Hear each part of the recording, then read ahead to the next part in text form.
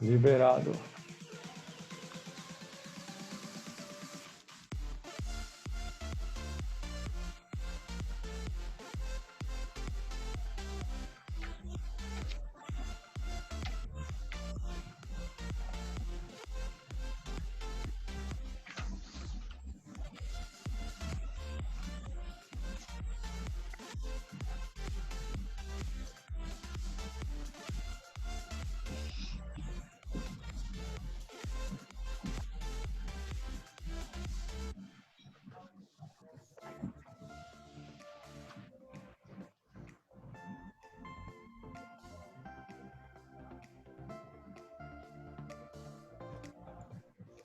Boa tarde, pessoal que está entrando na sala. Quarta-feira muito movimentada para o nosso setor, com muitas academias reabrindo as portas. A gente fica muito feliz de ter vocês aqui. Sabemos que é uma semana crítica para todos nós, né? E a gente agradece que vocês tenham dedicado o tempo de vocês a participar conosco aqui desse momento que é um momento de muita informação, de muito conhecimento, né, de muito aprendizado para todos nós. A gente sempre dá aqueles minutinhos tradicionais para as pessoas continuarem entrando. Enquanto isso, a gente vai se preparando aí para começar o nosso papo.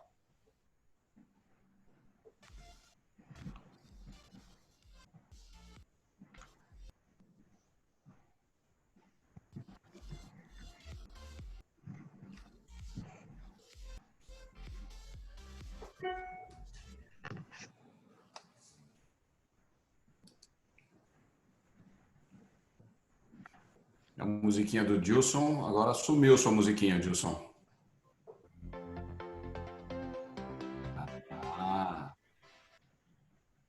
O hino de São Paulo. Não. Pode não. Não é para tanto. Hino de São Paulo. Pode não.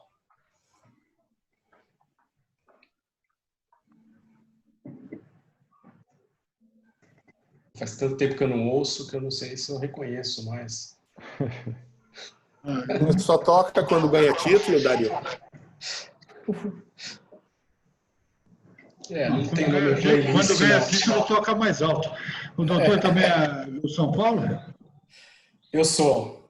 Eu já fui mais, mas eu continuo sendo. Não desisti ainda. Dá um pouco de folga das comemorações, né, Dario? Não, mas tá em vias de recomeçar. Isso aí. A gente torce para voltar. E o doutor Solon, como está? Tá super bem, super bem. Eu tô com ele diariamente, né? Quer dizer, ainda que virtualmente, mas... Manda um abraço para ele. Vou mandar porque ele é um gentleman, uma pessoa muito querida, apesar não só profissionalmente, né? Mas eu gosto dele... Não, como pessoa. Como pessoa. E o irmão dele tá querendo... Vai ser presidente de São Paulo. Presidente de São Paulo, né? Não estou sabendo. Eu das coisas de São Paulo, alguma coisinha eu sei, né? Acompanho os bastidores aí. Eu vou colocar uma imagem inspiradora para a nossa conversa, tá? Ainda é tempo de eu me retirar, né? Ainda é tempo de me retirar aqui. Não! Bom, vamos lá então. Boa tarde inicial, né, para todos aí, para todos que estão nos vendo, nos ouvindo, né? Eu vou hoje agradecer rapidamente a presença de vocês numa semana tão difícil e vou tentar não me estender muito nas apresentações porque o assunto é muito vasto, é muito rico e a gente precisa ir direto ao assunto, né? Mas a gente quer agradecer muito aí a gentileza, né, de terem aceito o nosso convite mais uma vez para trazer através aqui, né, do canal da Evo W12, trazer conhecimento e trazer informação relevante, esses convidados especiais que estão aqui com a gente hoje, né, pessoal? Então vamos começar por uma velha companheira de longas jornadas, né, de décadas aí, cuja história se confunde com a história do fitness, no Brasil. Nós somos praticamente a primeira geração do fitness, né? Da década de 80. Estamos juntos esse tempo todo aí. Então, Mônica Marques com a gente aqui hoje. Mônica é diretora da CAD. Mônica é membro do Board Internacional da IRSA, representante brasileira, né? Conselheira no Board Internacional da IRSA e diretora técnica da Companhia Atlética, sócia, né? Da Companhia Atlética e diretora técnica aí há muitos anos, vivendo o drama, né, das academias, sentindo na pele o que está acontecendo com as academias. Bem-vinda, Moniquinha. Bem-vindo. E atualmente coloca drama nisso, né, Raquel? A gente está aí já há 110 dias fechados, né, a maior parte do setor. A gente conseguiu, depois de muito tempo, umas 2 semanas atrás, reabrir, né, em Manaus. Tivemos a possibilidade de abrir Porto Alegre por 2 dias e depois fechou de novo. Abrimos em Brasília, depois fechou, depois abriu de novo. Agora, essa semana, temos autorização para reabrir em São Paulo. Estamos com a previsão na companhia de abrir na semana que vem, dia 21. E passando aí por todas essas dificuldades, né? E acompanhando o Brasil afora, em várias cidades, em vários estados, o que está acontecendo, e também pela IRSA.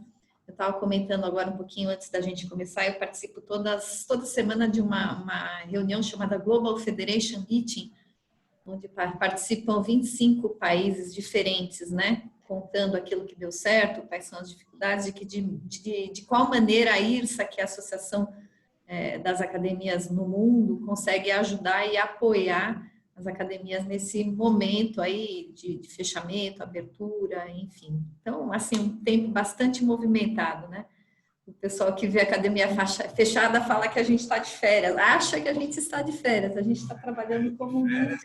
Férias é o que ninguém imagina hoje. Ninguém, para conseguir realmente entender todas essas mudanças na lei, né, na parte trabalhista, nos protocolos, na saúde, enfim. Bom, e torcendo para que tudo isso passe rápido, né? Vamos conversar bastante sobre muitas coisas importantes hoje aí. Nosso segundo convidado, o Dr. Dario Rabai, né? Advogado, sócio da prática trabalhista do escritório Matos Filho, um dos mais conceituados, se não, talvez, o mais conceituado aí do país, né? Sem dúvida nenhuma, uma entidade aí de muito destaque na área jurídica aí, né? E amigo do Randall, que é prata da casa, Dr. Randall Neto, Dr. Randall Neto, hein? Que é prata da casa atualmente na área de marketing, mas sem nunca desmerecer a sua formação acadêmica, né? E o seu trânsito também na área do direito, né? Então, Dr. Dario, bem-vindo. Eu sei que você prefere o Sol Dario, né? Mas muito obrigado por aceitar o nosso convite e compartilhar seu conhecimento com a gente aqui hoje, tá?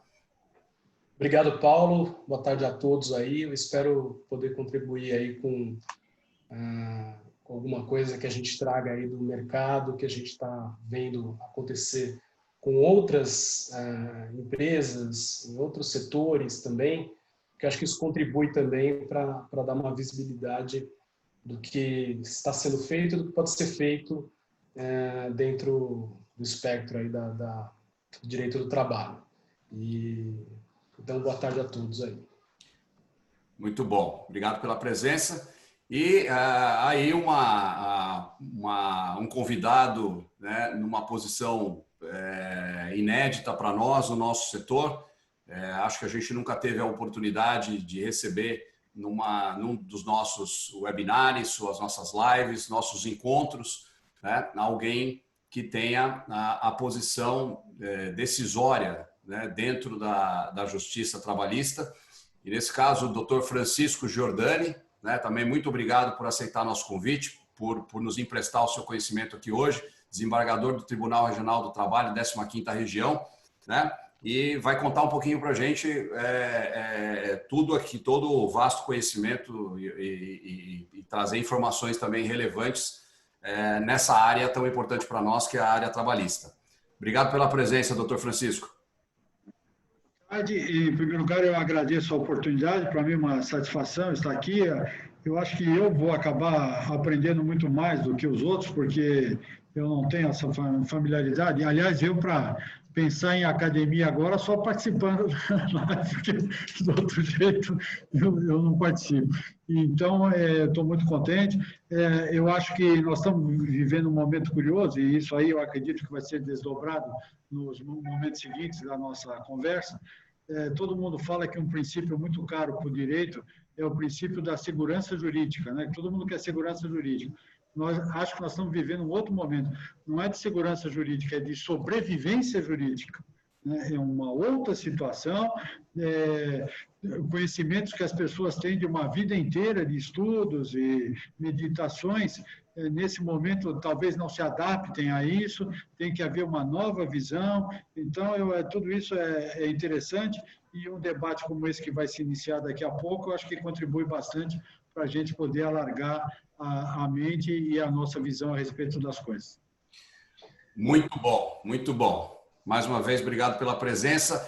O doutor Francisco tem alguma limitação de tempo. Se o nosso assunto eventualmente se estender além daquilo que a gente tradicionalmente está acostumado, né? Aí a gente vai fazer uma pausa para liberá-lo e eventualmente a gente continua um pouco mais alguns minutos aí com os outros convidados. A gente sabe que a oportunidade é única, né? E vocês estão todos sedentos por informação. Tem muitas perguntas que chegaram para nós, perguntas prévias, né?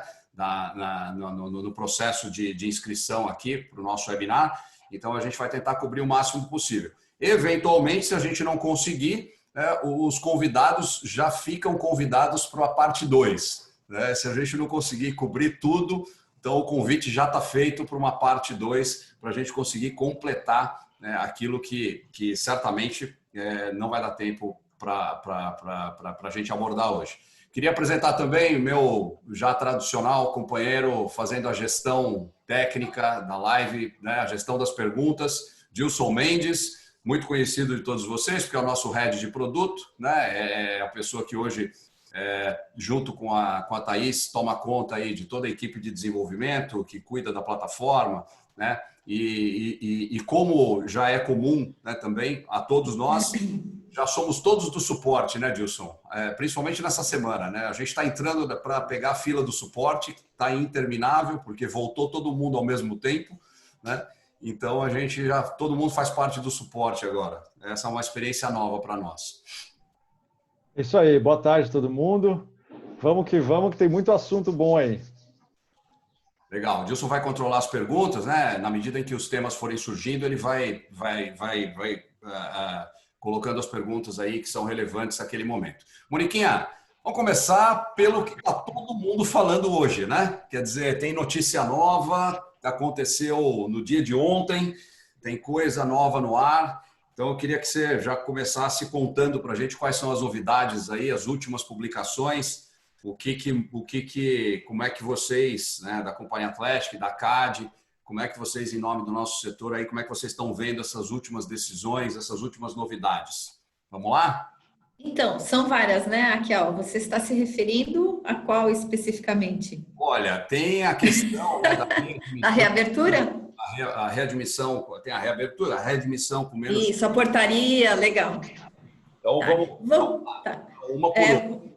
Vou fazer um resumo bem breve para o Dr. Dario e o Dr. Francisco, né, acompanharem o que está acontecendo, né? Como eu já falei na introdução, as academias seguem agora, na maioria delas pelo Brasil, com 110 dias de fechamento. E isso representa para as academias receita zero desde então.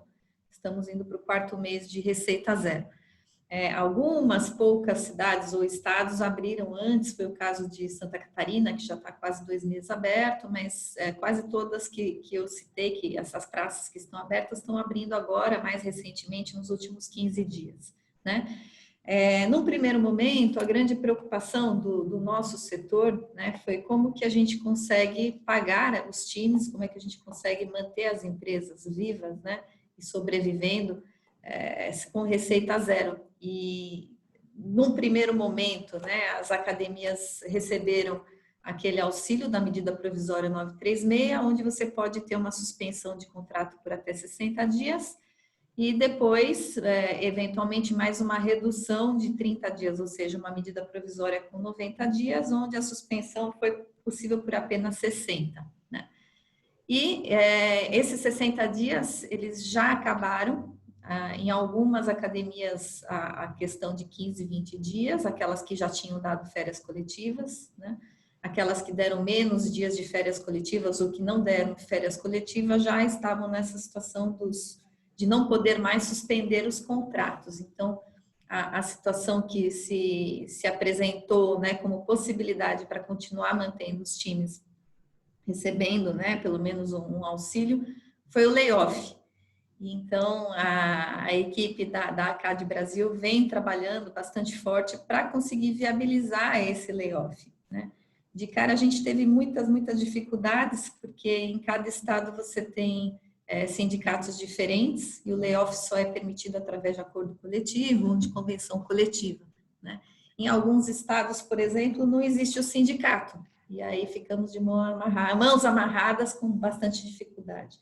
Em alguns outros estados, o sindicato é tão pequeno que não tem gente suficiente para trabalhar. Então, às vezes, você faz o acordo, ou demora até para fazer o acordo coletivo, e isso demora para ser registrado, e isso pode trazer prejuízo para as empresas também muito grande, porque os próprios sindicatos hoje, em função da reforma trabalhista, né, que diminuiu um pouco o tamanho deles, quando acabou com a obrigatoriedade da contribuição sindical, nem todos os sindicatos têm estrutura para poder atender. E uma vez vencido essa primeira etapa para o layoff, que é fazer os acordos, registrar lá no mediador, nós começamos a encontrar outras dificuldades, que, por exemplo, quando você envia toda aquela documentação para a Secretaria Regional do Trabalho, aquele servidor que está lá tem que fazer um trabalho manual muito grande. Então, toda a informação que ele recebe de cada funcionário, ele tem que redigitar, recolocar. Então, processos muito demorados. Então, tem locais onde a gente já fez a solicitação, né, o peticionamento do layoff há mais de 20 dias sem nenhum retorno. Então, hoje, quem está mais avançado com o layoff, na maioria das cidades, dos estados, não consegue saber até agora se os funcionários vão receber os seus salários. Então, vocês podem imaginar o tamanho de desgaste que é ser empresário nessa situação, né, onde você conhece as famílias, você conhece os professores, as pessoas precisam disso, obviamente, né, o sustento delas, e a gente foi pego aí de contrapé com uma série de burocracias bastante difíceis. A outra questão que se apresenta para a gente, né, como disse o doutor Francisco, e com muita propriedade, é justamente a questão da segurança jurídica. A maioria das academias no Brasil, são 34 mil academias no Brasil, mas a maioria delas são estruturas muito pequenas, quase que familiares. Nem todas conseguem ter, por exemplo, um departamento jurídico. Então, todo esse tema nosso aqui de hoje é muito confuso, né? E muito alheio, às vezes, ao dia a dia desses operadores, desses proprietários de academia que estão lá.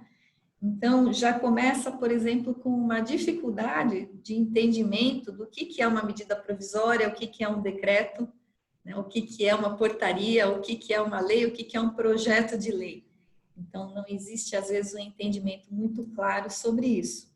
Então, um exemplo aí que o Raquel está dando é a portaria que foi editada ontem, né, que é a portaria 16655, que prevê a recontratação com salários menores, né? Eu acredito que essa é a grande dúvida, a pergunta que está todo mundo se fazendo hoje, como é que funciona, se isso é confiável, se isso é seguro juridicamente, né? Como que isso acontece, se isso pode acontecer através de portaria ou se teria que ter uma lei, enfim, não somos da área jurídica, né? Então, hoje a grande pergunta que está todo mundo se fazendo, e cada vez que aparece uma notícia diferente dessas na televisão, é como que isso se aplica, se isso se aplicaria, se é possível, por exemplo, demitir pessoas neste momento e recontratar com salários menores. E só ainda contextualizando a situação, a gente tem visto, né, nos países lá fora que a gente está acompanhando, quando volta a liberação para a reabertura das academias, nem todos os clientes voltam em um primeiro momento. É esperado que os grupos de risco não voltem, que os idosos não voltem, que uma boa parte das crianças não voltem num primeiro momento. Então, quando a gente reabre, normalmente a gente reabre com isso mundo afora, né? E isso está se repetindo aqui no Brasil. Você tem uma expectativa de 30% dos clientes apenas, né? Depois de um mês, 50%, depois de 2 meses, chegando a 75%, 80%. E é previsto uma perda aí de 15% a 20% dos clientes, aqueles que vão realmente aguardar o surgimento da vacina para poder retornar para as academias. Então, a próxima pergunta do setor será, né, como manejar os times, as equipes, né, com uma redução tão grande no quadro de clientes, no quadro de alunos, né? Então, quando aparece uma portaria como essa de ontem, é uma esperança para muitas pessoas que, puxa, de repente eu consigo manter todo esse meu time pagando a menos. Mas será que é isso mesmo? Será que existe essa segurança?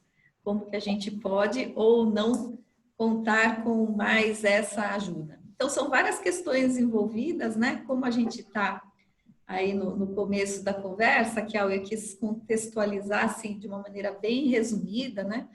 Porque são vários desafios, né? Desde você sobreviver, você contar com esses auxílios governamentais, você lidar com a burocracia para consegui-los e você conseguir também se readaptar à nova realidade que está por vir. Esse é o retrato resumido do nosso setor hoje. Legal, é importante esse pano de fundo, né? E esse contexto realmente, até para que o Dr. Dario e o Dr. Francisco, que não vivem o dia a dia do nosso setor, né, entendam um pouquinho melhor o que está acontecendo hoje e o que a gente está vivendo. Então, Dr. Dario, como é que é essa questão, né, relacionada à portaria? O quanto tem de segurança jurídica nisso, até onde já foi possível entender? Essa portaria, na verdade, ela veio meio que tratando de uma portaria antiga que era direcionada à fiscalização do trabalho, né? Então, é uma orientação interna dentro do poder executivo ali de fiscalização de como o fiscal deve se portar em relação a determinadas situações, né? Então, quando veio uma portaria dizendo o seguinte, ela estava tentando prevenir uma potencial fraude na dispensa de empregados para que se pudesse levantar o fundo de garantia, né? Então, em algumas situações, algumas empresas faziam essa dispensa dos empregados e imediatamente recontratavam ou como empregado ou como autônomo, de forma que se permitisse que ele fosse lá e sacasse o fundo de garantia, e isso era entendido como uma fraude, e havia uma portaria do Ministério do Trabalho, então o Ministério do Trabalho, entendendo que essa é uma situação que deveria ser tratada como fraude, né? E, portanto, sujeita aí às penalidades da própria lei do FGTS. Então, o foco dessa portaria antiga era o fundo de garantia no tempo de serviço, essa potencial fraude. Essa nova portaria, ela quis tratar de dizer que isso não é imediatamente considerado pela fiscalização como fraude, mas que se você deveria recontratar, você poderia recontratar nesse período de calamidade pública com as mesmas condições anteriores. Ou seja, não há uma redução do salário por conta disso, né? Aliás, ao contrário, a portaria está dizendo, olha, presumidas as mesmas condições de contrato. O que ela diz no parágrafo seguinte, se eu me recordo, é que, mediante uma negociação coletiva, se poderiam alterar as condições de trabalho, né? Do nosso ponto de vista, essa é uma portaria, né? Quer dizer, a portaria ela não tem a força de uma lei, né? Ela é uma ordem interna ali de como o fiscal vai se portar em relação à fiscalização, né? A legislação, a Constituição, ela começa dizendo que você não deve, por exemplo, você não pode ter redução salarial, exceto mediante uma negociação coletiva. Então, essa ideia que a gente viu aí na mídia aí de que não, agora você pode rescindir o contrato e recontratar com um salário inferior. Não me parece que é uma visão muito segura, para usar o termo aí de segurança jurídica, né? Quer dizer, o que também não quer dizer que quando você rescinde o contrato e há uma recontratação, que necessariamente há uma fraude nessa situação, necessariamente. A pessoa pode, por exemplo, ter pedido uma demissão legítima para cuidar de uma determinada situação, trabalha em um outro lugar, e depois percebeu que não faria isso e teve a oportunidade ainda de voltar a ser contratada. Mas é sempre um risco, e isso a gente sempre aponta, né, que havendo uma redução de salário num espaço tão curto entre dispensa e recontratação, há um risco aí de ser considerado uma forma de fraude, tá? Que você apenas fez isso para você reduzir o custo da remuneração do empregado. Você está numa situação hoje de pandemia, né, em que o emprego é o maior bem que a gente está buscando, o emprego e a renda é o bem que a gente está buscando proteger com todas essas normas, com todos esses procedimentos. Porque nenhuma empresa, né, as empresas sérias, né, buscam a demissão do empregado, né? A demissão do empregado é sempre a última das consequências das alternativas, porque é algo que é muito caro para a empresa, não só a dispensa, como a recontratação, treinamento e todo o procedimento. Não é uma coisa que as pessoas buscam, né? Agora, o que essa portaria permitiu, no meu ponto de vista, é que você possa negociar com o sindicato, né? Que se você vier a negociar uma condição diferente para o sindicato e justificar isso de forma adequada, que isso não vai ser considerado pela fiscalização de imediato como uma fraude. Isso não quer dizer que se você está com uma segurança jurídica 200%, né?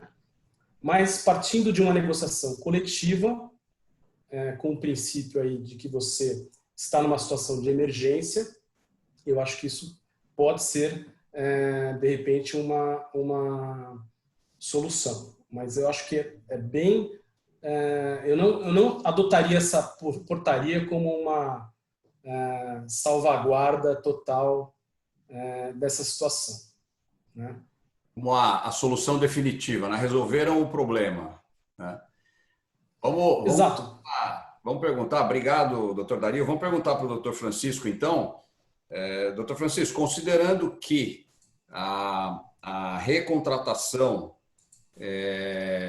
após a demissão com uma remuneração inferior pode ser determinante na manutenção do emprego, né? E também da própria sobrevivência das empresas, como é que é a sua visão em torno daquilo que já foi dito aí com relação a essa portaria?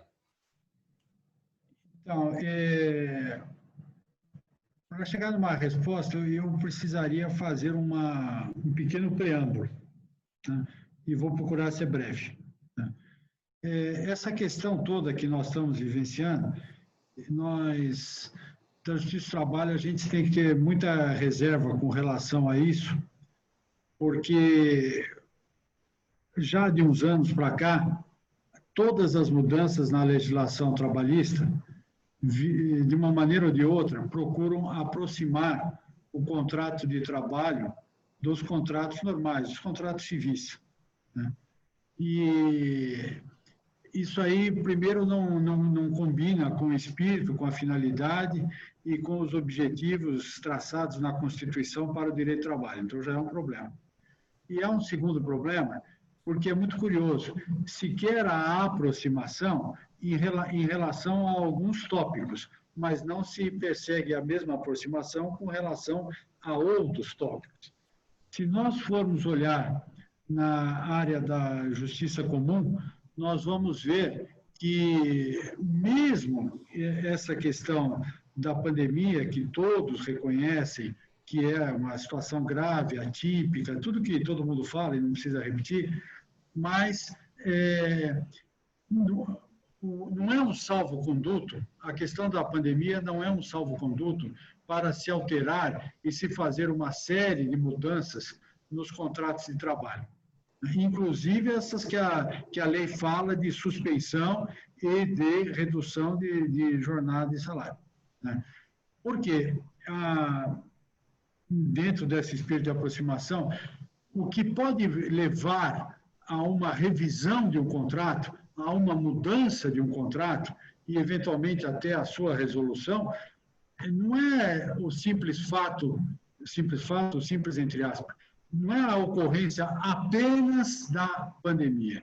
Tem que ver qual o reflexo disso naquela empresa, para aqueles contratantes, porque o reflexo da pandemia não é o mesmo para todas as empresas, não é o mesmo para todos os setores. Inclusive, nós temos setores que deram saltos de lucratividade nesse momento. Tá? Então, a primeira coisa que eu gostaria de deixar muito claro vejam, há juízes que pensam diferente. Eu estou dando o meu modo de pensar aqui e de alguns outros que pensam assim, né? Não basta de falar em, tem a pandemia, então eu posso fazer isso, ou posso fazer aquilo. Não, vai ter que dizer o quanto, vai ter que comprovar, porque direito também, blá, blá, blá, do direito não resolve. A coisa tem que ser comprovada. Quanto a pandemia afetou efetivamente a empresa? No Código Civil se fala em onerosidade excessiva, aquela que não dá para suportar. Não dá para suportar. Então, isso tem que ser analisado. A partir do momento que isso precisa ser analisado, evidentemente, soluções genéricas, né, não vão servir. Então, essa ideia que também não eu concordo com a exposição do doutor Dário, eu não sei se é Dario ou Dário que eu falo corretamente, mas eu concordo com a consistente exposição dele. Portaria já tem um nome que já não soa bem no meio jurídico, né? E se falar rápido, portaria, pode-se entender uma outra coisa. Então, não tem a força de lei. Né? E eu gostaria de chamar a atenção de todos para um seguinte aspecto. Os mais idosos, tipo eu, né, já mexia com o direito, já lidava com o direito na época de planos econômicos, lá atrás, na década de 80, década de 90, nós tivemos alguns problemas, né? E quem já tinha empresa naquela época sabe das dificuldades que enfrentou por conta de planos econômicos, com os empregados pedindo diferenças salariais pela falta de correção dos salários com base nos planos econômicos. Tá? O que eu quero dizer com isso? Quero dizer que o governo, não estou dizendo as pessoas individualmente, mas o governo como um todo, pegou essa batata quente, assadíssima, que é o problema da pandemia. Ele tem que resolver. Então, ele oferece soluções, mas essas soluções passam pelo crivo econômico, da área econômica do governo, que é fundamental, ninguém discute. Só que a área econômica, ela muitas vezes não se digna a trocar uma ideia suficientemente consistente com os operadores do direito. Então, vem soluções que, para o povo, para a população em geral, independente, empresário, trabalhador e tal, falam, não, nós temos aí uma luz no fundo do túnel. Né? Só que, na realidade, pode não ser uma luz, pode ser uma simples vela que vai apagar, e vai apagar, o governo vai embora, e os empresários é que vão ficar com problema. Então, o que eu quero advertir não podemos nos entusiasmar com qualquer solução, porque pode ser uma solução, vamos dizer assim, imediata, mas que vai dar problema a médio prazo, não digo nem a curto prazo, né? A médio prazo.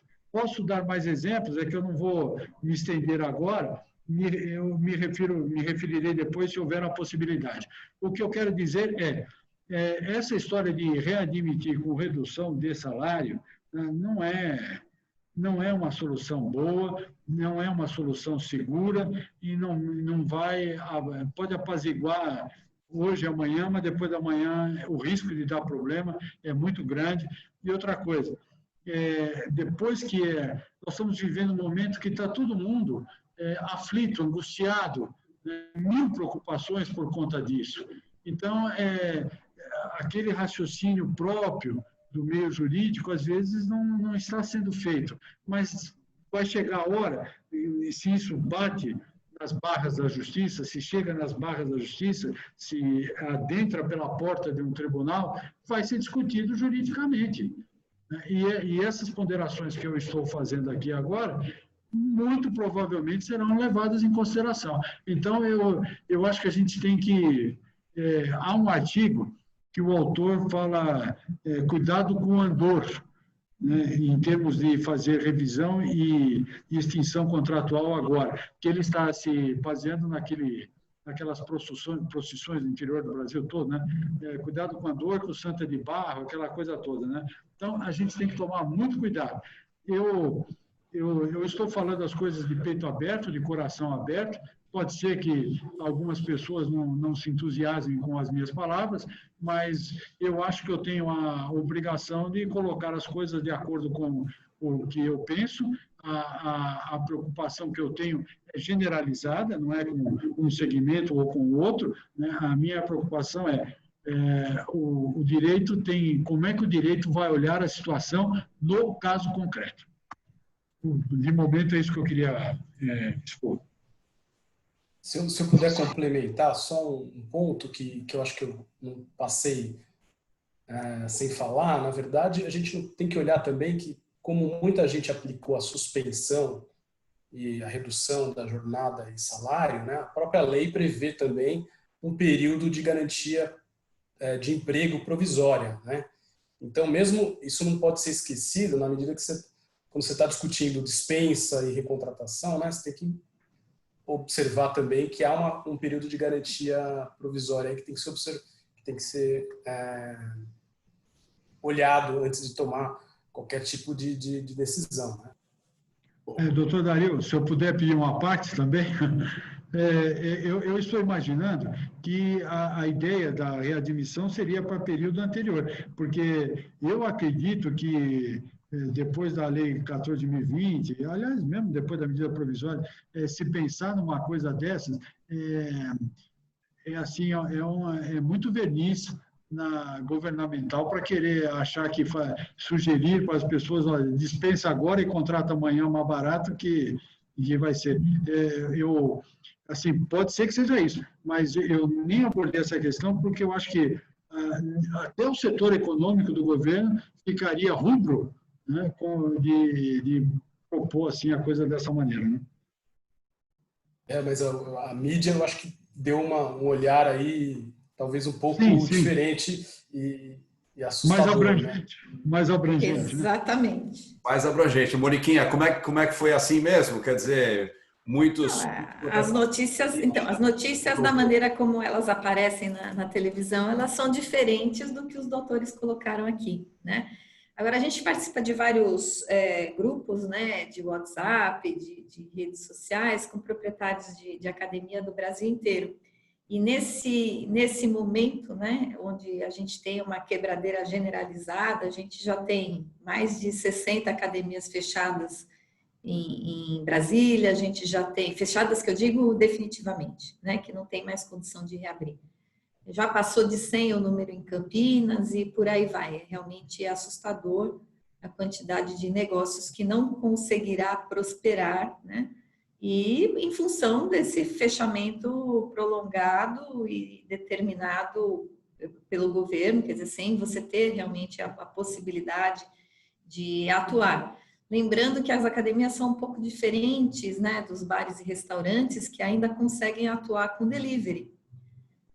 Os alunos que vão para uma academia, né, alguns deles até topam fazer aula online, mas eles sempre tiveram a opção de fazer online. Quer dizer, quando eles vão para uma academia, normalmente é a turma que não quer aula online, não gosta, não está afim, não vai pagar por isso. Se você oferecer de graça uma aula ou outra, ele até faz, mas não é realmente o que o público de uma academia busca, uma aula online, senão ele já contrataria online e não iria para uma academia normalmente, né? Então, a gente tem várias discussões, né, de o que fazer para sobreviver, como que as academias conseguirão, né, na fase pós-reabertura, continuar, ou mesmo antes, dependendo do prazo. Nós temos em algumas praças a expectativa de inaugurações, de reinaugurar, reabrir só em setembro. E até lá já vai ter terminado, inclusive, esta prorrogação da MP 936. Então, uma das perguntas que eu faria para os senhores, né, esclarecerem, que é uma das que eu mais vejo nas redes sociais, é análoga a essa da redução do salário, mais específica com relação aos horistas. A maioria das academias trabalha com colaboradores horistas. Por que eles são horistas? Porque você tem, naturalmente, na dinâmica, principalmente das aulas coletivas, aulas que têm uma maior procura, aulas que têm uma menor procura. Às vezes você tem lançamentos de modalidades novas, então às vezes você tira algumas turmas do seu horário, você acrescenta outras turmas. Então, como é necessária uma certa flexibilidade, naturalmente os profissionais de educação física são considerados horistas, ou são contratados como horistas, né? Então, vou dar um exemplo prático agora da cidade de São Paulo, né? Foi permitida a reabertura das academias, porém, são só 6 horas por dia, né? Como fica? É possível reduzir, né, a carga horária de um horista sem que isso seja considerado redução de salário? A gente consulta vários advogados, alguns dizem que sim, outros dizem que não, e a gente fica realmente muito desorientado com relação a isso. Então, uma das principais perguntas que rola hoje, Paulo, em todos os grupos é até que ponto a gente pode, nessa situação de redução de alunos, de turmas e de horários, novamente determinado por lei, a gente pode fazer uma redução também das cargas horárias sem ter problemas lá no futuro. Existe um impasse matemático aí, né? Se a própria jornada da academia, né, o funcionamento da academia em horário reduzido e com limitação no número de participantes por turma te obriga, né, a uma logística, né, para diminuição realmente da oferta, como é que vai fazer a manutenção das horas que eram horas comuns antes da pandemia, numa situação como essa, né? Exatamente. Não é uma pergunta muito simples, né? Na verdade, a redução que vocês estão perguntando, na verdade, é uma redução da jornada contratada com o empregado, né? E essa redução, ela deve ser feita na forma em que foi autorizada aí pela medida provisória 936, convertida em lei recentemente, né? Quer dizer, tudo que você fizer diferente do que essa norma está colocando, ainda que você tenha restrições regulatórias, se abre, se pode abrir, se não pode abrir, quanto tempo pode abrir, quanto tempo não pode abrir, isso faz parte do risco do negócio, né? Me parece que eu não consigo justificar essa redução da jornada e, correspondentemente, do salário dos empregados apenas pela questão regulatória. E sim, eu dependo da aplicação da norma que eu tenho à mão, né? Se a norma é suficiente ou não para atender o que o setor exige, é uma outra situação, né? Mas eu lembro que você tem a possibilidade aí, dentro do que você tem no regime jurídico atual, de você negociar com o sindicato algo que seja mais factível para o seu negócio, né? Não tem uma solução pronta que sirva para todo mundo, né? Não tem uma resposta que seja direta e objetiva, não pode fazer, não pode fazer.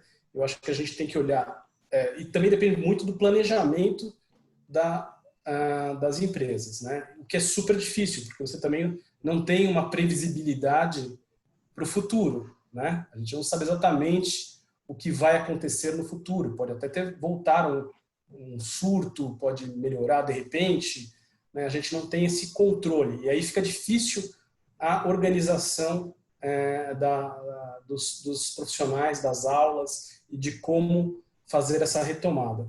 Mas, assim, tentando responder a sua questão, Mônica e Paulo, assim, eu não fugiria de forma alguma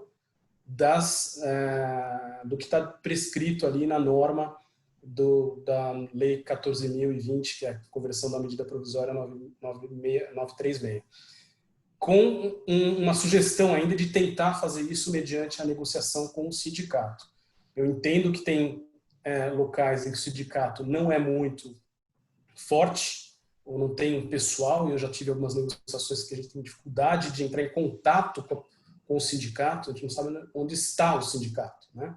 Porque ele está fechado e as pessoas estão nas suas casas, né? E não tem um telefone, às vezes teve muita dificuldade nesse sentido, né?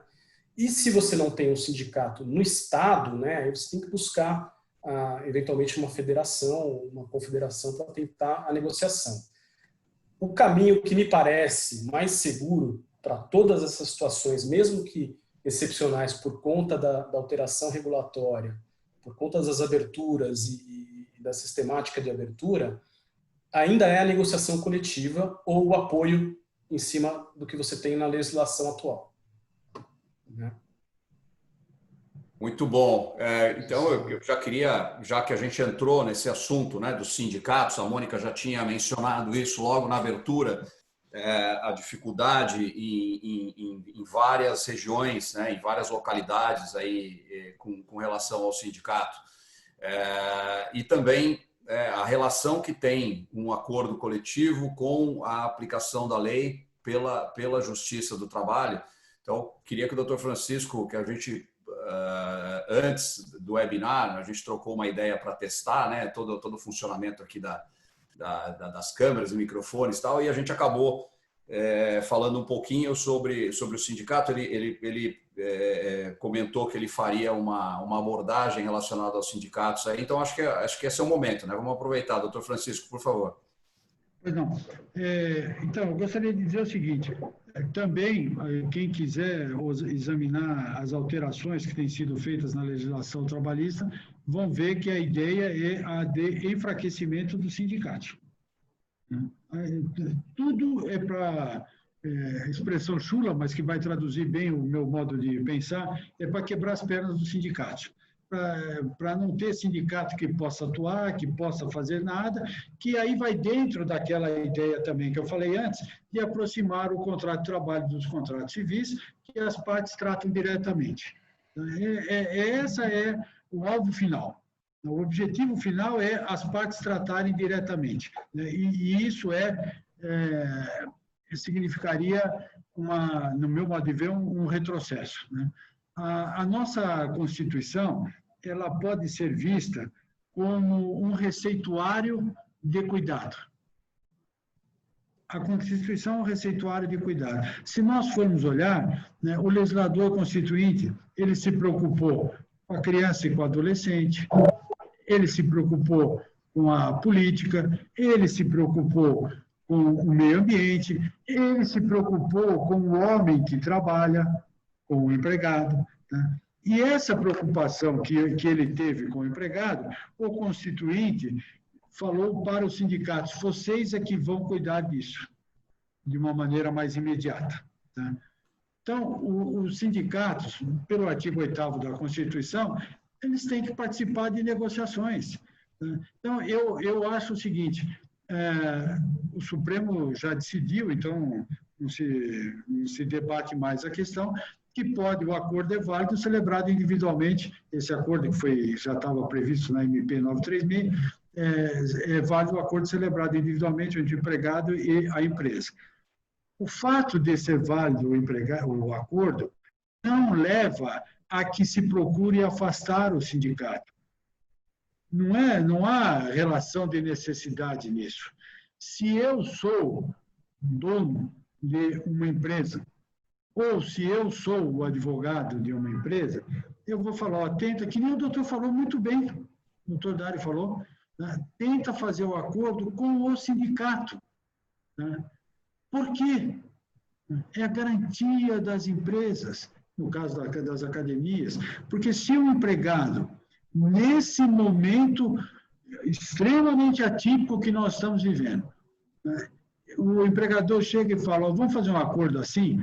Alguém imagina a possibilidade de um empregado, eu estou falando sem rodeios, sem refolhos, estou falando objetivamente, alguém imagina que o empregado vai falar, não, eu não quero esse acordo, eu não aceito esse acordo?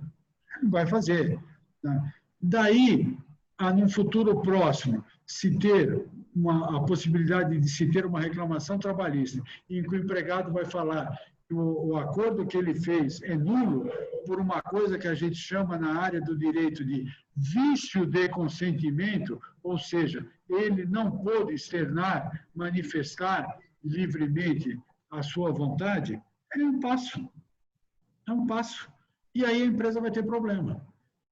Ao passo que, se o acordo é feito com o sindicato, se o acordo é celebrado com o sindicato, a empresa está mais garantida, porque alegações de vício de consentimento terão um espaço muito mais estreito, né, para poderem medrar, para poderem vicejar. Vai ser muito mais difícil. Né? Então, o fato de não ser necessária a participação de um sindicato não significa, não leva a que se conclua, a que se infira que não é útil. É útil e é bom. E é bom. E esse momento é ainda favorável, tá? Porque os sindicatos estão... Aliás, eu vi uma reportagem ontem ou hoje cedo, não me lembro direito, dizendo que os trabalhadores estão voltando novamente os olhos para o sindicalismo por conta desse momento de pandemia. Então, se os trabalhadores estão se aproximando do sindicato, tá, é mais interessante ainda que as empresas procurem os sindicatos para fazerem essa negociação. Porque, senão, o risco de haver reclamação posterior, pode ser que tenha juiz que certamente vai ter, juiz que não vai aceitar, vai dizer que é o momento, vai dizer aquela coisa. Mas a possibilidade de haver questionamento na justiça e aí daí surgir algum passivo trabalhista, eu não descarto e acho bem provável. Eu puder complementar um pouquinho, Paulo, aproveitar o gancho, acho que está perfeita a exposição do Dr. Francisco, e a experiência que a gente tem com os sindicatos em geral, e aí que eu posso contribuir, porque eu não estou exatamente só na área de vocês, que tem, desde os sindicatos mais super estruturados, fortes ainda, né, que estão sendo até mais receptivos do que eram antes, em função da pandemia também, né, e os sindicatos mais fracos e singelos aproveitam muito. Se a gente tiver algo mais organizado, e eu cheguei a fazer uma assembleia virtual, o representante do sindicato estava receoso de participar, ele não tinha um equipamento, aí ele teve que buscar alguém para ajudá-lo, para participar, ele não estava seguro de atuar naquele ambiente, né? A gente foi mostrando para ele que dá para fazer e que era inclusive uma oportunidade de ele se conectar com a base dele, né? De ter acesso às pessoas e acho que isso deve mudar até a forma da gente negociar com os sindicatos, né? A gente às vezes tem uma certa birra com os sindicatos, que alguns sindicatos realmente não atuam de uma forma mais transparente e correta, né? Mas tem muitos que às vezes não sabem o que fazer, ou não estão muito bem assessorados, e a gente pode até usar.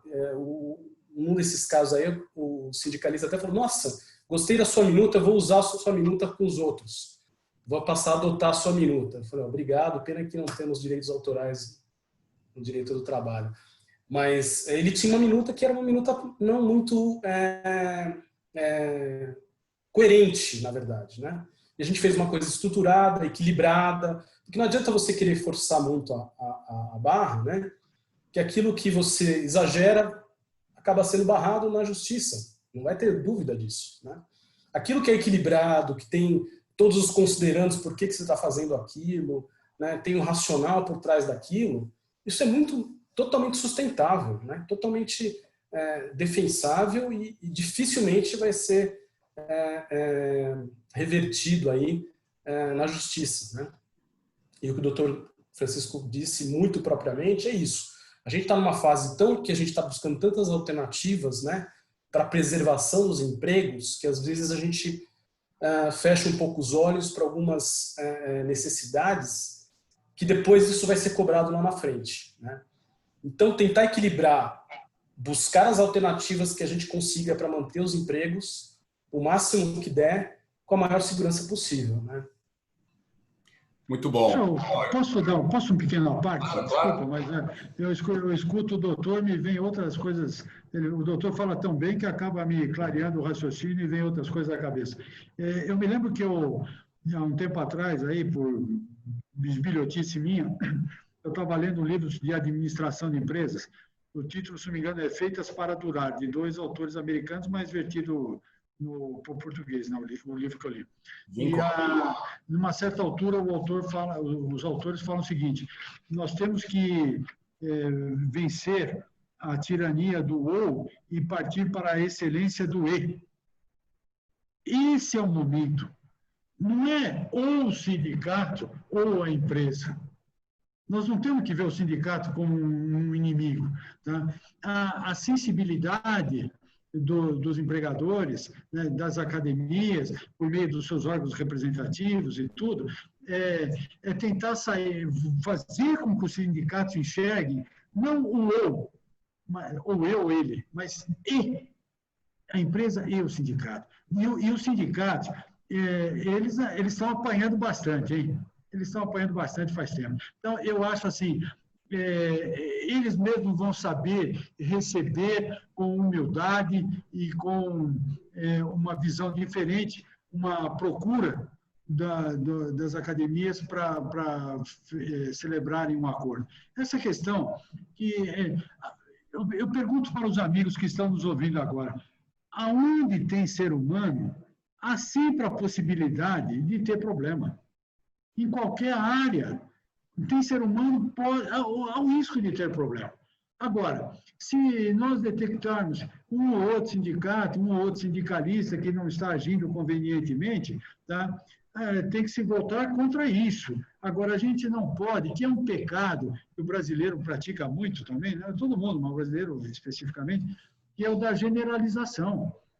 Hoje em dia fala em sindicato, já fala em pelego, já fala nisso, já fala aquilo.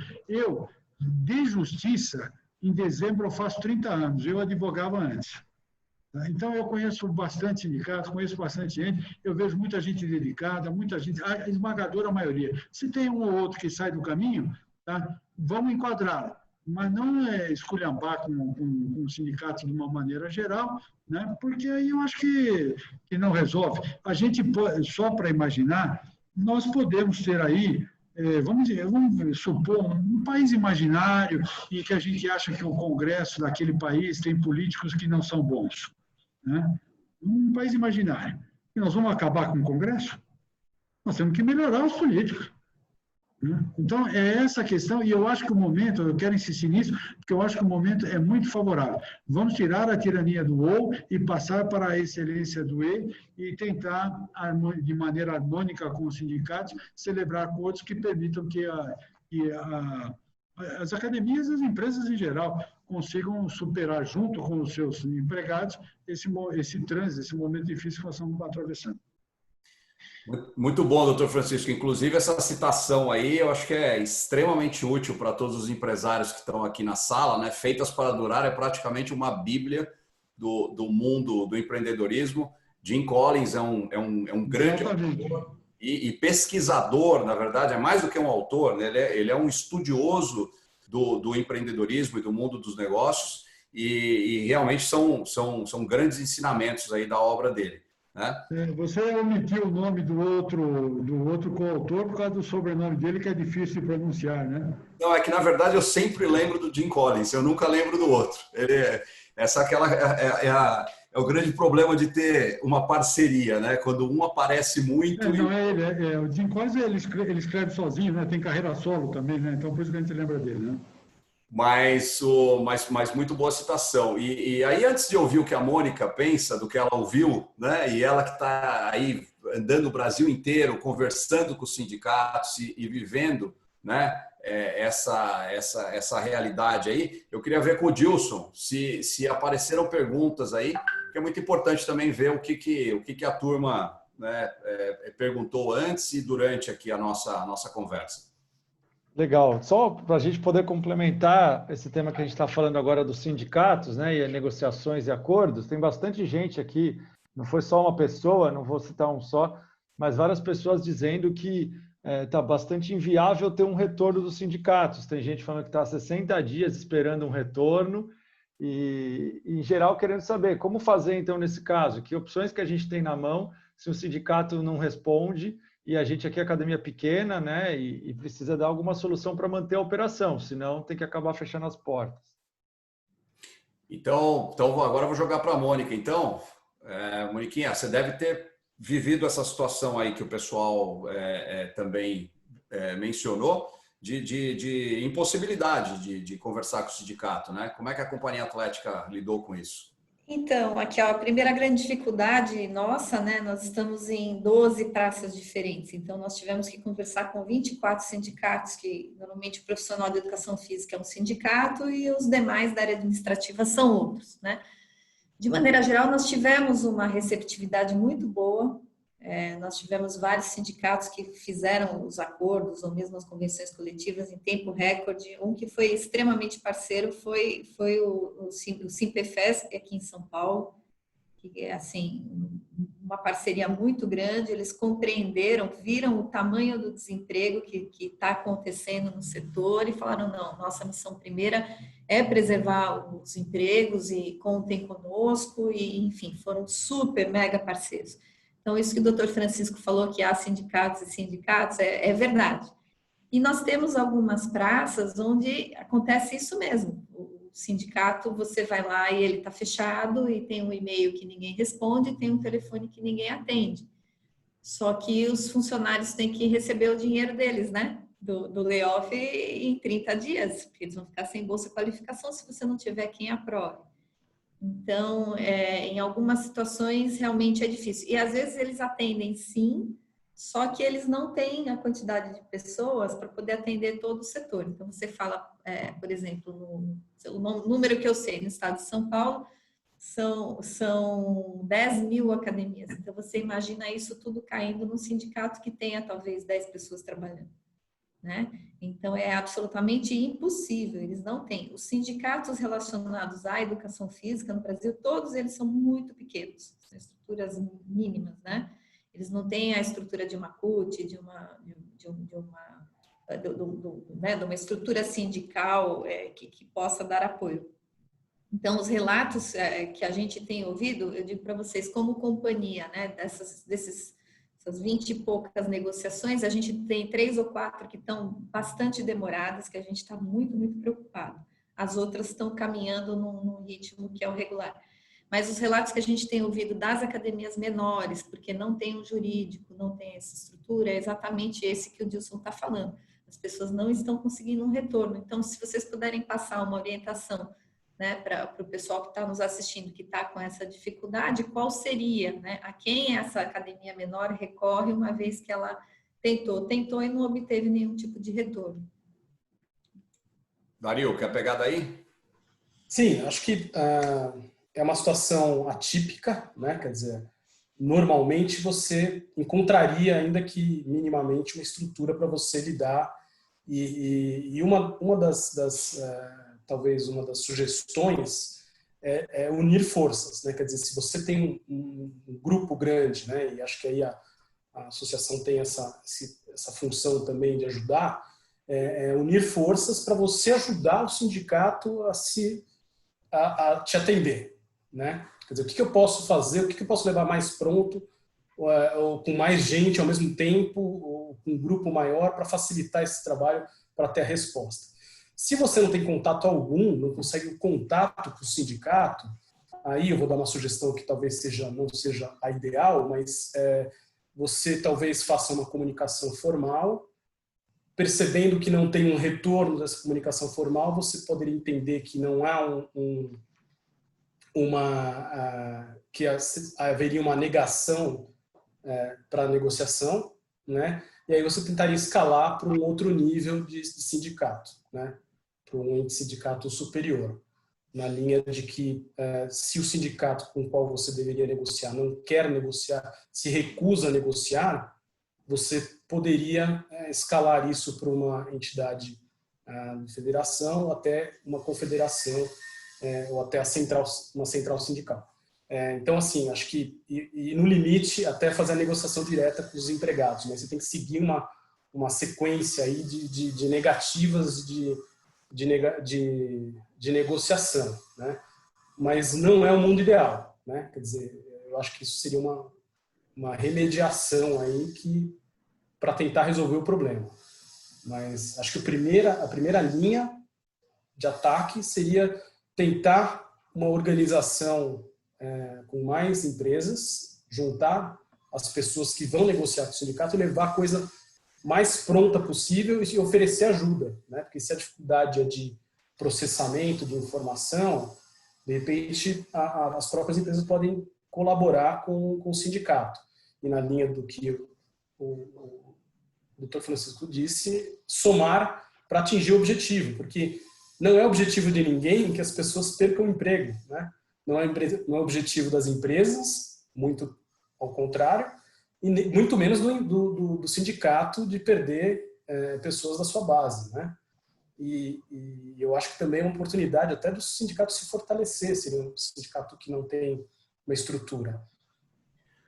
Então, assim... Nós estamos com magistrados aqui, né? Então, vamos incentivar o contraditório aqui, né? Porque tem uma participante aqui, a Tamie está colocando aqui a posição dela, né? Que no entendimento dela, se o contrato de trabalho for por hora aula e prevê a exclusão das turmas, é possível sim essa redução com documentação assinada em acordo das partes. Doutor Francisco, faz sentido aqui a manifestação dela, não? Então, eu me reporto ao que eu disse. Não é que não faça exatamente sentido, mas num momento como esse aí, uma alteração dessas vai passar corre o risco de passar pela questão do vício de consentimento. Futuramente ter uma reclamação trabalhista do vício de consentimento. Não é o que ela está falando, não é que eu discorde do enfoque dela, é que eu acho que há esse problema. Quando eu sugeri a questão dos sindicatos, é para evitar o aspecto de alegações futuras de vício de consentimento, que pode ser verdade ou não, isso aí é outra história, tá? Mas que pode, para evitar reclamação nesse sentido, né? Com relação a esse tema agora, de não encontrar o sindicato, né? Para mim, eu estou numa posição extremamente cômoda de falar depois do doutor Dário, porque eu poderia simplesmente aderir, né? Mas aí vou falar, bom, ele veio aqui só para dizer sim, sim, sim, então eu procuro falar alguma coisinha a mais. A sugestão dele encontra absoluta ressonância no texto legal. O artigo 6, todos que tiverem dificuldade, todas as academias que tiverem dificuldade, tem o artigo 617 da CLT. Artigo 617, que diz o seguinte: quando os sindicatos quiserem celebrar um acordo com a empresa, tá? Veja, não é o caso de o sindicato não atender, eles não conseguem, o sindicato não assumiu a negociação, eles oficiam, intimam o sindicato para que ele venha negociar. Se o sindicato não vier negociar, se não me engano, em 8 dias, passa para a federação, está na CLT. Se a federação também não fizer nada, vai para a confederação. Tudo nos 8 dias, vai dando 8 dias. E caso não se resolva assim, também com a confederação, trata direto. aí os empregados estão liberados e a empresa, né, para tratar diretamente, porque as entidades sindicais representativas não assumiram a sua responsabilidade no caso, então eles podem tratar deliberado. Então, eu dou como sugestão seguir literalmente as palavras do doutor Dário e também uma passada de olhos, como diriam os antigos, né? Uma passada de olhos no artigo 617 da Consolidação das Leis do Trabalho, a carinhosamente chamada CLT. Então, o Dilson... Houve uma redução, né, desse prazo, né, doutor? Agora, por causa desses prazos. Né? É que eu leio o texto assim, que ela autoriza. Então, para o Dilson, que pediu aqui um posicionamento mais objetivo, né, com relação à questão, Dilson, mais objetivo que isso é impossível, né? Então, parece que a gente tem um claro entendimento de que a negociação direta entre as partes, ela não é ilegítima a partir do momento que se cumpriu todas as etapas regulamentares que estão previstas, né, e que esse rito foi cumprido e está documentado. Então, passa a ter legitimidade a negociação direta entre as partes, né? E aí tem uma outra questão que eu queria que a Mônica...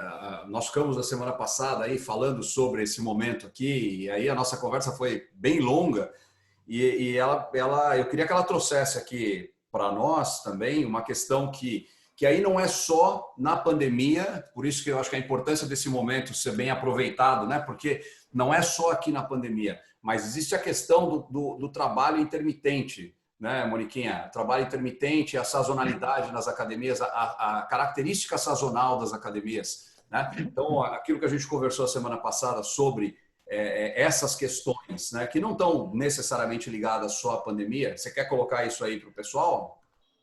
Eu acho que tem alguns pontos, né, que vieram com a reforma trabalhista e depois vieram também com a Declaração dos Direitos de Liberdade Econômica. Foram duas inovações aí em 2017 e 2019, né? E o que eu estava comentando com o Paulo é que às vezes as pessoas não estão ainda usando ou aplicando algumas dessas inovações e mudanças justamente por não sentir a segurança jurídica que o Dr. Francisco falou, né? Então, o trabalho intermitente, por exemplo, ele tem alguns modelos de academia onde caberia, talvez, o intermitente. Porque você tem, por exemplo, curso de dança de salão, ele tem uma data para começar, tem uma data para terminar no primeiro semestre, depois você retoma lá no segundo semestre. Você não tem uma continuidade, né? Ou, eventualmente, algumas aulas ou eventos especiais que ocorrem um sábado por mês. Mas a gente sente ainda uma insegurança muito grande das pessoas usarem, né, o recurso do trabalho intermitente no ambiente de academia.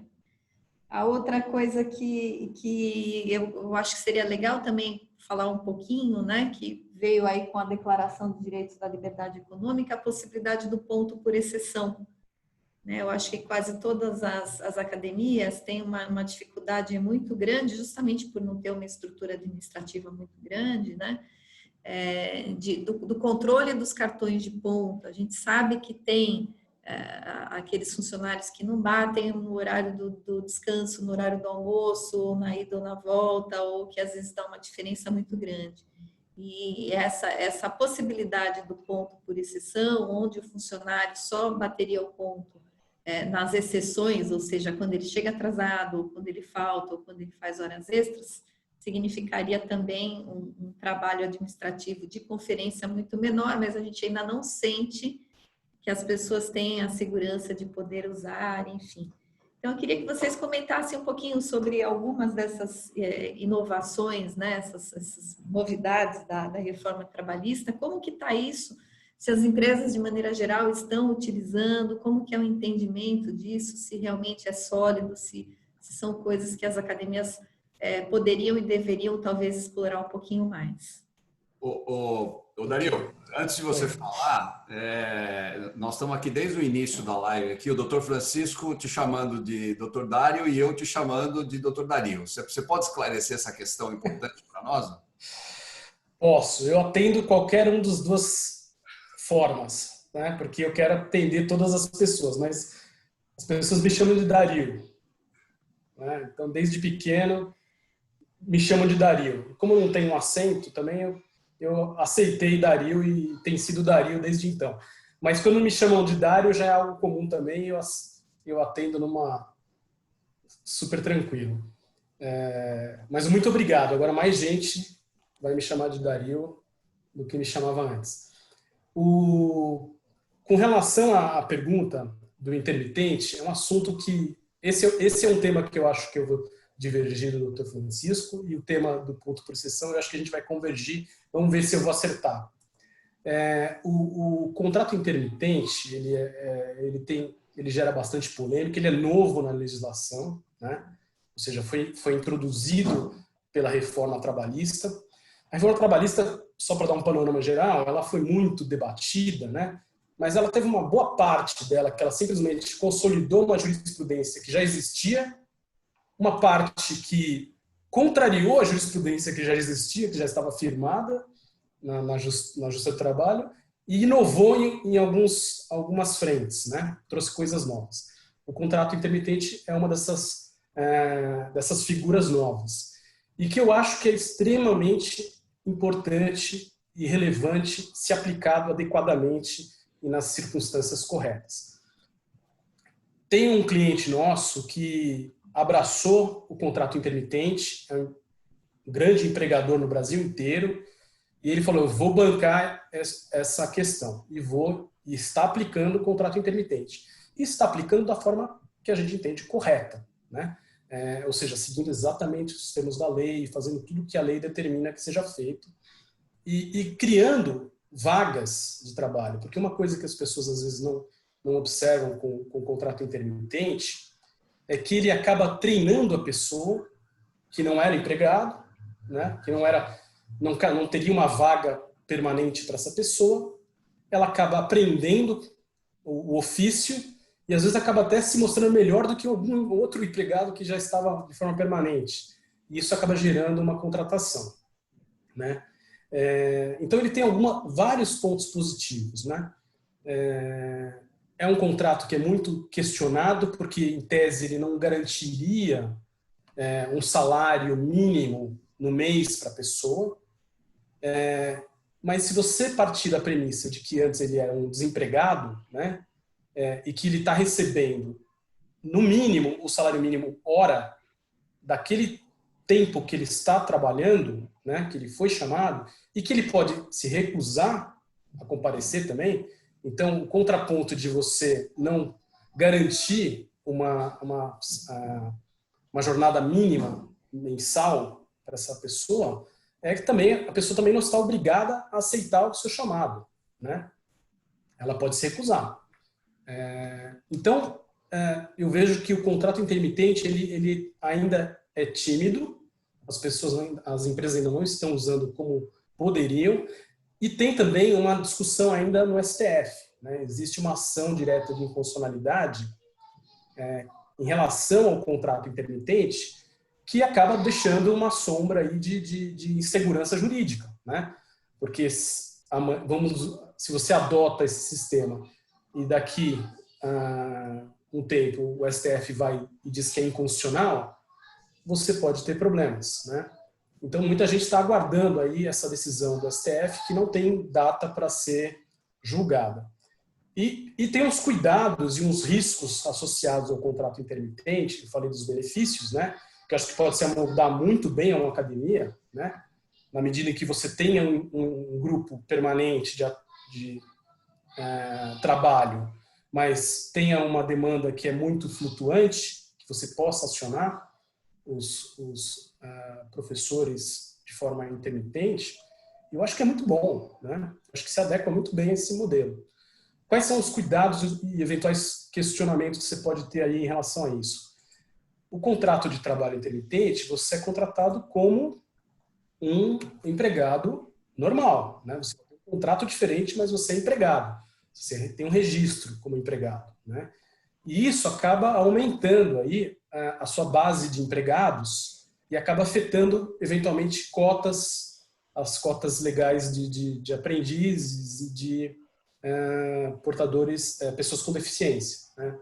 Chamados PCDs, né? E esse é um gargalo importante da contratação do contrato intermitente, que em algum momento precisa ser solucionado. Então, assim, resumindo, o contrato intermitente, na minha opinião, que eu acho que vai ser divergente da do Dr. Francisco, eu acho que é algo positivo para as pessoas, né? Principalmente para jovens, estudantes, ou pessoas que não têm um emprego, não têm conseguido um emprego fixo. Até porque se a pessoa conseguir um emprego melhor, ela larga o emprego do intermitente, né? E eu acho que ele traz mais benefícios do que prejuízos, né? Essa é a minha visão. Mas ainda tem essa questão da discussão no STF, que é importante, e esses efeitos. Com relação ao ponto por exceção, né, ele foi introduzido aí de forma permanente, havia sempre uma discussão jurisprudencial muito grande a respeito dessa possibilidade ou não, né?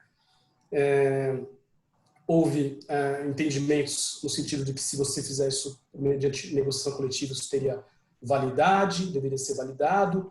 O próprio Ministério do Trabalho tinha portarias que autorizava, mas isso gerava muita insegurança jurídica.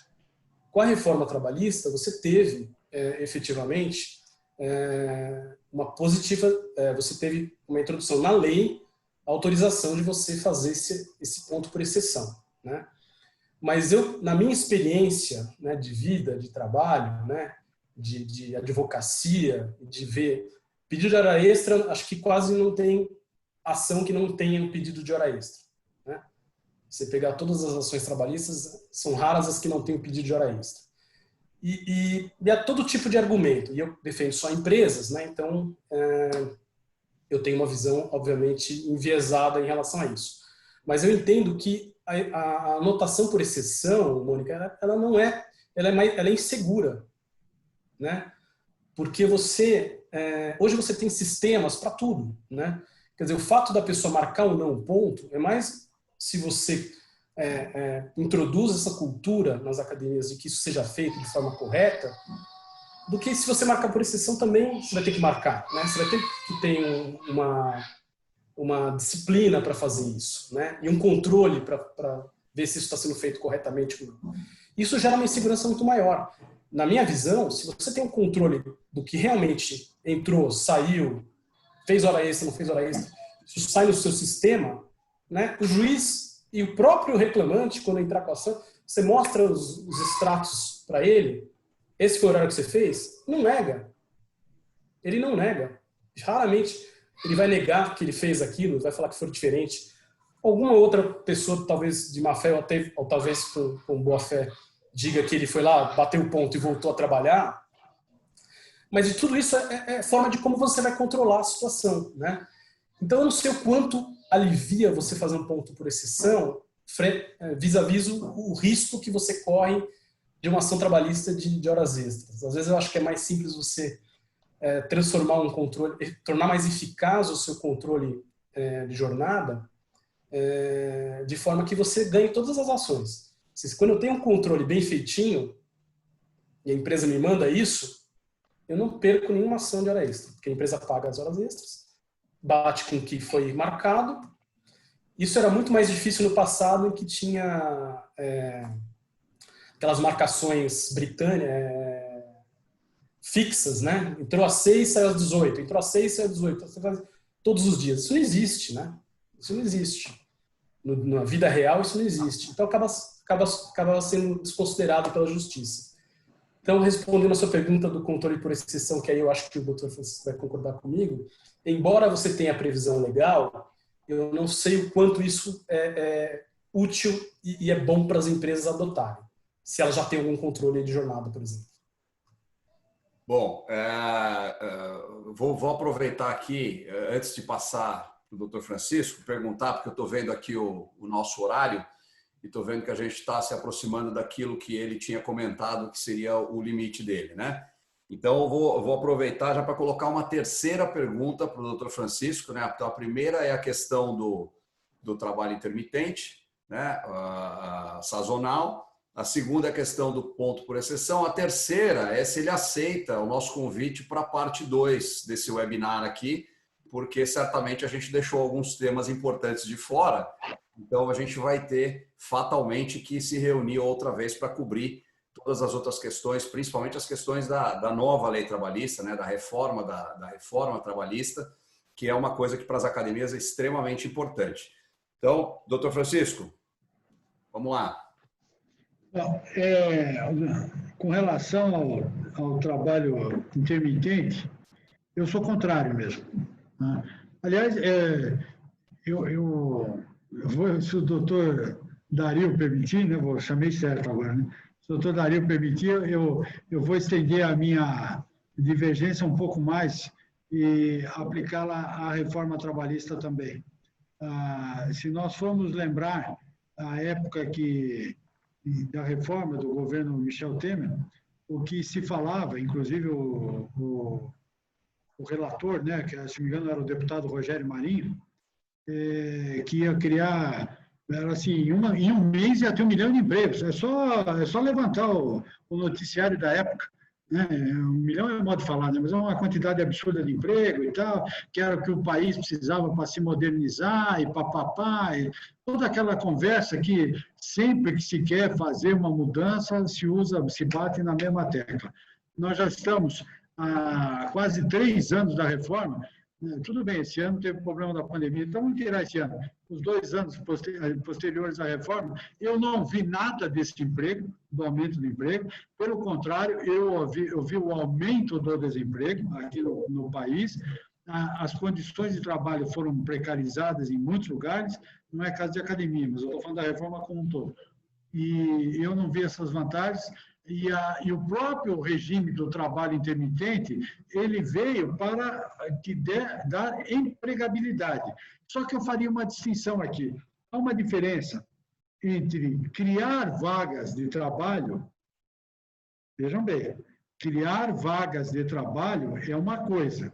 Agora, tirar vagas de emprego é outra. O trabalho intermitente não está com todas as vênias possíveis, né? Ele não veio para colocar pessoas que não tinham emprego, que estavam começando a trabalhar, os jovens, as mulheres que têm compromissos em casa, aquela coisa toda e tal. Ele disse, um dos motivos para o seu aparecimento, para justificá-lo, eram esses. Tá? Ela não veio nada disso. São pessoas que perderam outros empregos melhores ou que reverteram, né? Largaram aqueles empregos para poder trabalhar como intermitente. Então, ele sofre uma distorção de origem, da sua finalidade de origem. Tá? Outra questão, salário mínimo hora é uma coisa. O indivíduo recebe o salário mínimo hora, tudo bem. Quantas horas ele trabalha? No final, muito provavelmente, ele não vai receber o salário mínimo mensal, que é esse que se fala que deveria atender às necessidades básicas da pessoa. Então, eu também acho que não compensa por aí. E uma outra coisa, o trabalho intermitente, há uma corrente doutrinária que eu entendo como uma posição muito consistente, que diz que o intermitente deve ser a atividade. A atividade que ele vai exercer que tem que ser intermitente ao local, e não uma atividade que é contínua e o trabalho é intermitente, que são situações que não se casariam. Então, eu vejo que o trabalho intermitente... E outra coisa, vai falar, bom, mas nos outros países, na Europa, tem trabalho intermitente. Mas lá no trabalho intermitente, mesmo quando o indivíduo não está trabalhando, ele ganha alguma coisa. Bem menos, tá, tudo bem. Mas é diferente do que nós temos aqui. E eu fico imaginando o quadro, e uma vez eu cheguei a comentar isso, para pegar um dos políticos que votou favoravelmente ao trabalho intermitente, e vamos imaginar se ele deixar os filhos dele lá, fica ele, a família, ele, a mulher e os filhos, todos, vamos supor uma família de 4 pessoas, todos desempregados, dependendo do trabalho intermitente, um telefone em casa, vamos supor que tem um celular em casa. Né? Se tocar o telefone, os 4 vão se bater para ver quem atende o telefone primeiro, para ver se é para ele, para se consegue alguma coisa. Então, essa história do trabalho intermitente, do jeito que é adotado aqui, tá, eu acho que não contribui em nada para a melhoria da condição social do trabalhador e da inclusão social. Com relação ao ponto por exceção, sem ponto por exceção, como o doutor Dario falou muito bem, as reclamações trabalhistas quase todas têm questão de horas extras. Com cartão de ponto, cartão eletrônico, com todas aquelas coisas tem horas extras. Imagine sem cartão, ou esse cartão reverso, né, por exceção. Então, eu acho que é um fator de absoluta insegurança jurídica.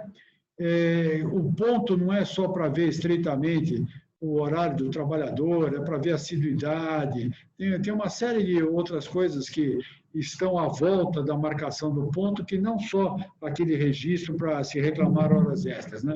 Isso aí não é considerado com essa alteração da legislação. E eu lembraria aqui do queridíssimo Dom Quixote de La Mancha, que tinha o companheiro de Dom Quixote de La Mancha, o simpático, seu escudeiro, Sancho Panza. O que o Sancho Panza dizia? Sancho Panza dizia: ao bom devedor não custa dar penhor. Quem marca o horário corretamente, deixa anotar. É até melhor, traz mais segurança jurídica. Então, nesse aspecto, eu divido parcialmente do Dr. Dario, porque eu não sou favorável de jeito nenhum ao contrato intermitente, e também adoto a questão que a intermitência deve ser da atividade e não do trabalho, e sou contrário ao trabalho por exceção. Eu peço desculpa, mas realmente eu estou com um problema aí. Eu não sei porquê, normalmente as lives que eu tenho participado é 1 hora, uma coisinha assim, 1 hora e pouco e tal, então eu tinha isso na cabeça, então eu tinha um compromisso depois e eu não me programei. Se eu tiver a honra, né, e a alegria de ser convidado uma próxima vez, eu participo com prazer e eu fico à disposição dos amigos para o que der vier. Cumprimento todos que participaram e não levem, insisto para que não me levem como uma pessoa indelicada, que eu tinha na cabeça que ia demorar 1 hora, aí eu dei uma meia horinha a mais, né, para poder ter um espaço de tempo, e aí agora já venceu o meu horário. Agradeço a todos. Viu? Não tem problema nenhum, doutor Francisco. Estamos muito honrados aqui com a sua presença, tá? Eu acho que era muito importante, acho que a gente conseguiu atingir o nosso objetivo. Era muito importante no nosso setor, nós sempre estivemos ouvindo advogados patronais, né? São os advogados que defendem as causas das empresas, dos empreendedores, das academias, enfim. Mas a gente não tinha tido a oportunidade de escutar, né, um juiz ou um desembargador, como é o seu caso, né, e eu acho que isso traz para nós uma leitura mais clara, né, de eventuais diferenças que existam na forma de pensar, né, e também das semelhanças que existam muitas vezes na forma de pensar, né, que o Dr. Dario é um exemplo de advogado patronal, né, e que em muitas situações vocês convergiram. Então isso é importante também porque reforça, né, as práticas mais seguras, e eu acho que é isso que o nosso pessoal estava esperando aqui. Então acho que a gente conseguiu atingir o nosso objetivo, e certamente a gente vai precisar convidá-lo novamente, porque faltou muita coisa aqui, faltou muitos tópicos, né, faltaram muitos elementos importantes, né, para que a gente possa realmente continuar conduzindo os nossos negócios da melhor forma possível. Tá? Muito obrigado pela participação aí, né? E até a próxima vez, então. Obrigado. Obrigado, doutor Francisco. Prazer. Prazer foi todo meu. Parabéns, hein? Então, voltando aqui agora para a Mônica, né? Eu acho, e até eu queria ouvir a Mônica debater um pouquinho com o Dr. Dario, porque eu acho que aquilo que o Dr. Francisco colocou, que é a atividade intermitente, né, ela se enquadra no caso que a Mônica trouxe, né, dos cursos de verão, que são coisas que não acontecem continuamente nas academias, né, e que, eventualmente, a própria atividade é intermitente. Então, Dario, você acha que a gente teria mais segurança em defender essa situação? Aproveitando, né, tudo que o Dr. Francisco compartilhou com a gente? Eu acho que, como vocês perceberam, há uma divergência clara que você vai ter juízes, desembargadores que não vão aceitar tão tranquilamente o contrato intermitente. E daí a razão também de ter uma ação direta de inconstitucionalidade no STF, né? Quer dizer, você tem toda a argumentação contrária ao contrato intermitente ali nessa discussão no STF. Enquanto isso não for julgado, realmente você passa por uma questão de certo enfrentamento, né? Eu continuo discordando, embora ele não esteja mais na live, né? Eu ia falar não esteja mais conosco, mas isso pode ter uma conotação errada, e principalmente quando a gente está falando de live, né? Então, mas eu já apresentei a minha discordância, então eu posso continuar com a discordância que não é deselegante. O fato é que essa empresa, por exemplo, que é nossa cliente, aumentou o quadro. Então, essa ideia de que reduz não está correta. Estatisticamente, você consegue demonstrar que as empresas que adotaram o contrato intermitente contrataram mais. Mas ninguém mandou embora para contratar intermitente, né? E por que isso? Porque, na verdade, as empresas tinham uma enorme dificuldade, e eu vou citar os setores, por exemplo, de varejo, de drogarias, por exemplo, de cobrir faltas e ausências de pessoas em outras localidades, né? E eu discordo 100% da questão de que a atividade tem que ser intermitente. Não acho, a lei não diz isso, né? Então, é uma inferência dele, de uma interpretação de quem interpreta dessa forma, né? A lei diz que a lei autoriza a contratação dessa forma. Então, a primeira coisa é que cabe ao juiz cumprir a lei, a menos que ele entenda que há uma inconstitucionalidade na lei. Então, se ele defende que há uma inconstitucionalidade, ok, aí tudo bem, ele pode defender isso. Mas eu acho assim que as empresas que tiverem a coragem e a capacidade de entrar nesse enfrentamento poderiam fazer isso, porque tem inúmeros benefícios, principalmente quando você tem essa sazonalidade e essa possibilidade de aumento repentino de demanda, que é justamente o caso das academias, né? Óbvio, você não pode ter todo mundo contratado como intermitente, porque aí não faz sentido nenhum. Você tem uma atividade que você exerce, né, que é permanente, né? Então, o mínimo ali tem que estar contratado de forma permanente. Ainda que você troque uma pessoa que não está indo bem, outra, né? Mas você tem um grupo permanente. Aí, o que for excedente, aí você fica naquela coisa, vou contratar mais um professor para dar uma aula. Não faz sentido, né? Vou contratar mais... eu prefiro ter um grupo de professores intermitentes, por exemplo, que eu possa chamar. E ele pode vir ou não, né? É uma opção. E ele pode trabalhar em mais de uma escola, mais de uma academia, né? Não precisa trabalhar para uma só, né? Então, você tem uma série de vantagens que eu vejo nesse tipo de contratação, e eu rebatendo um pouco dos argumentos que ele utilizou, concordo que não é a forma ideal de você resolver o problema do país, né? Mas ninguém está aqui querendo resolver o problema do país, necessariamente, né? A gente quer criar uma forma de ajudar, né? Na Noruega, por exemplo, o contrato intermitente foi banido. Mas a Noruega, ela tira petróleo do chão e distribui dinheiro para as pessoas. Então é fácil você tomar essas decisões, né? Num país que você tem recursos escassos, né, você não pode ter essas soluções, né? Você tem que ter soluções intermediárias. Então, do meu ponto de vista, eu acho que o contrato intermitente ele é absolutamente válido e constitucional. Defendo, tem empresas grandes que usam, estão enfrentando algumas dificuldades, mas estão enfrentando, estão mostrando, estão nessa batalha usando o Don Quixote de La Mancha como referência, né? Lutando contra esses moinhos de vento aí, que a gente acaba enfrentando para poder fazer a coisa funcionar, né? O outro ponto que eu ia falar dos contratos de trabalho intermitentes é que é um ajuste, né? Ninguém está forçando ninguém a fazer nada, né? A pessoa pode se recusar, ela pode estar contratada e nunca aceitar, né?